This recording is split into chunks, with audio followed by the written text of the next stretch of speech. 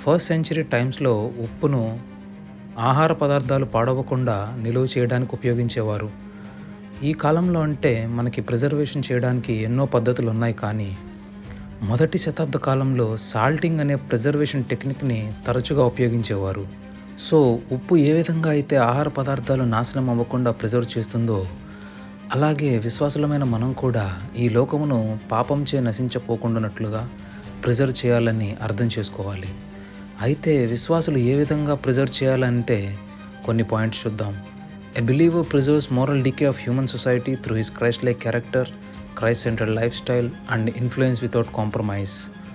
So again క్రీస్తు వారు బియాటిట్యూడ్స్లో చెప్పినట్లుగా అటువంటి గుణాలు మరియు జీవనశైలి కలిగి ఉండి, క్రీస్తు పోలిన జీవనం కలిగి ఉండి, యథార్థమైన జీవితం జీవిస్తూ మనం నివసిస్తున్న సమాజమును ప్రభావితం చేయగలిగితే మనం ఈ లోకమును నశించిపోకుండా కాపాడేవారముగా ఉంటాము.